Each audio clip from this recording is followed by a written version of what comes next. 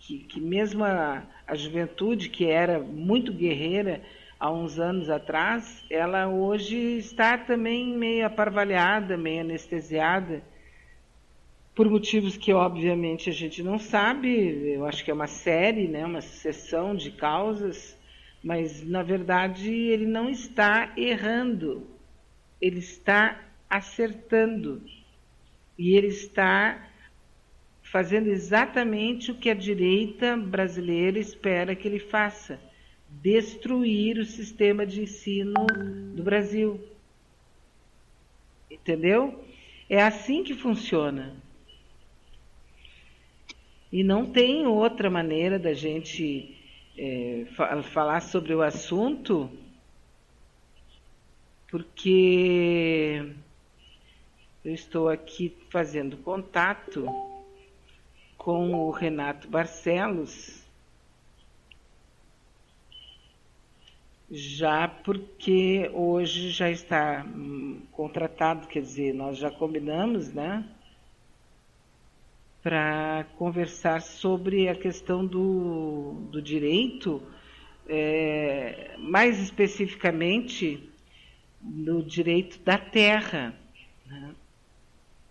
Então eu vou fazer agora contato com ele, e tem sido realmente de uma importância fundamental a gente ter essas informações.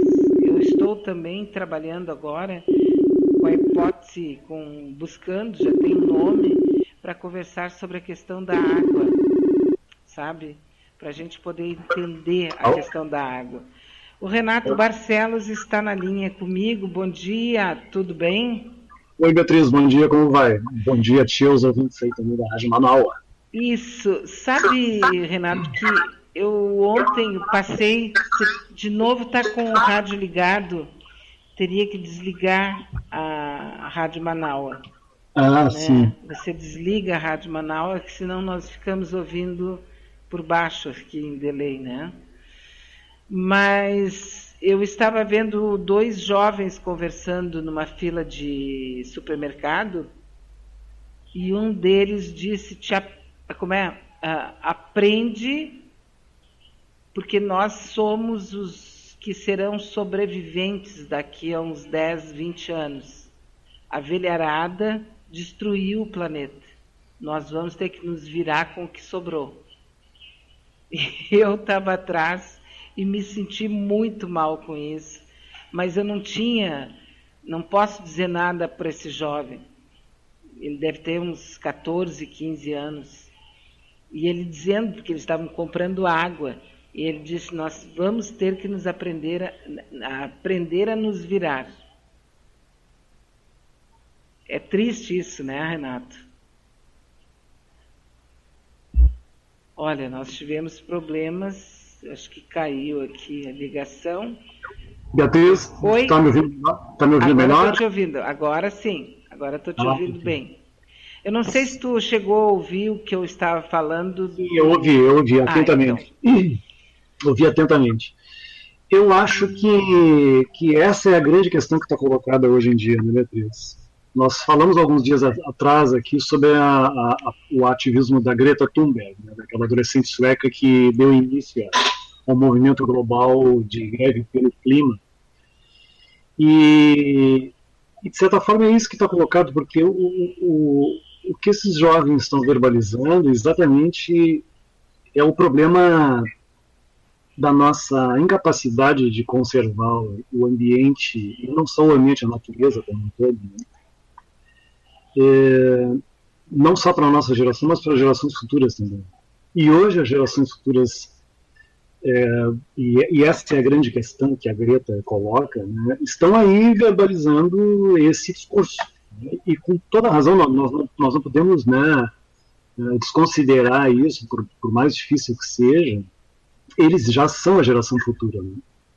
São eles a geração futura atual, porque está conosco, mas há ainda os que não vieram. Né?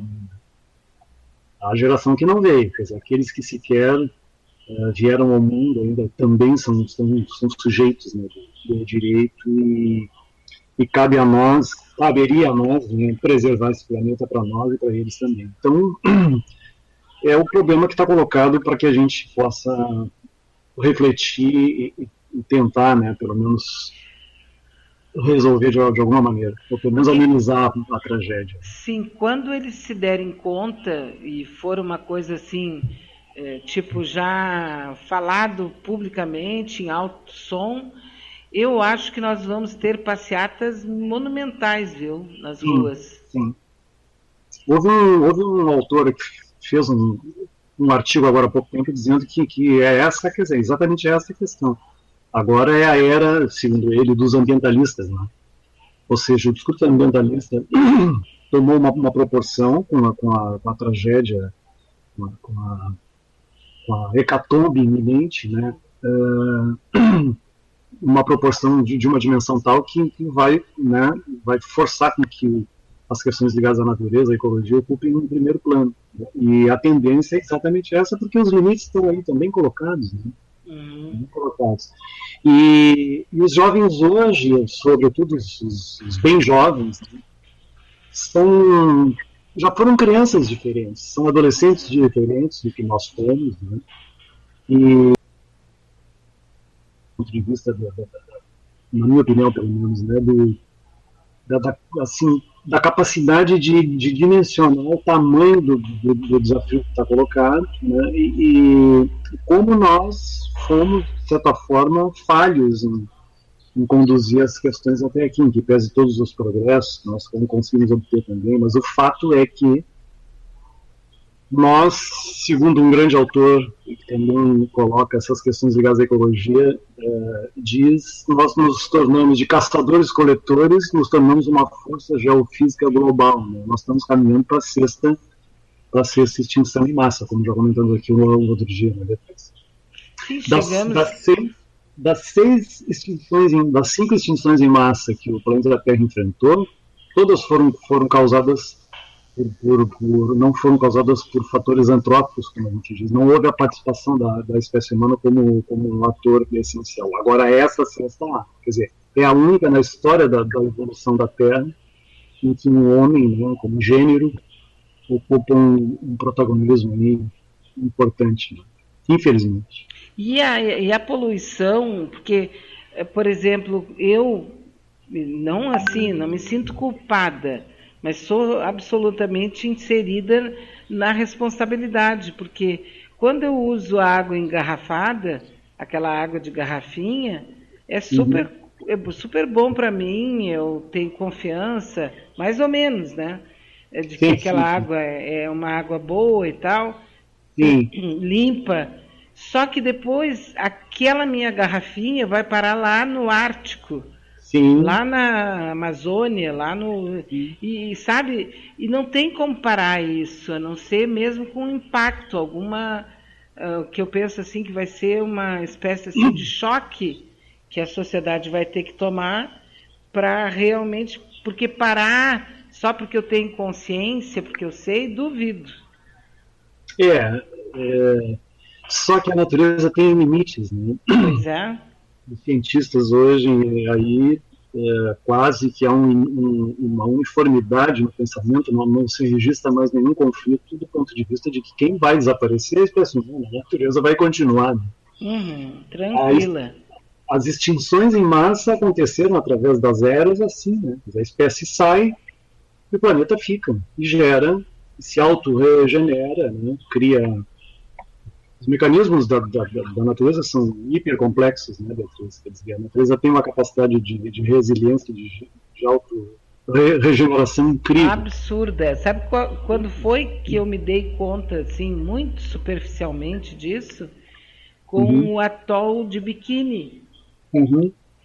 Que ele foi destruído por causa daquelas experiências, né, com a bomba atômica, e depois foi abandonado por pressão ecológica, já foi abandonado, e passados alguns anos, o Cousteau, eu acho, foi até lá e fez um trabalho e mostrou que ele estava vivo de novo.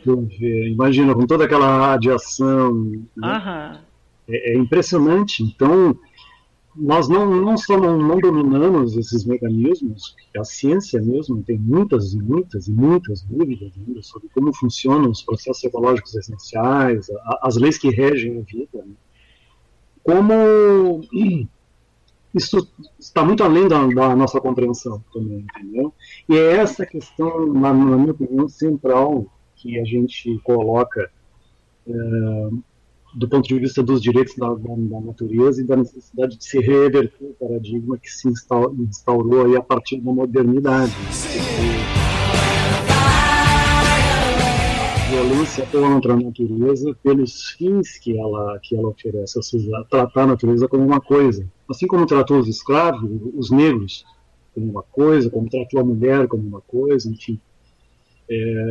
A tese central que hoje está colocada não só no mundo jurídico, mas no mundo antropológico, nas discussões filosóficas, né, uma filosofia da ecologia, apontam para a direção de se atribuir cada vez mais direitos, né, direitos intrínsecos à natureza para que ela possa ocupar um espaço protagonista, um espaço de ente que é um sujeito, não um objeto para o uso do ser humano, né? Isso é uma coisa tão importante porque coloca, vamos dizer assim, a possibilidade de utilizar os mecanismos jurídicos, enfim, e também políticos sociais, as políticas públicas, de uma outra maneira completamente inversa do que a gente faz hoje. Sim, seria uma tentativa que eu considero bem válida de modo civilizado tentar conter essa cupidez, porque isso tem um pouco de meio teologia, né? Porque tem um texto que é muito usado, que eu acho que é do Gênesis, que fala crescei e multiplicai e sujeitai a terra.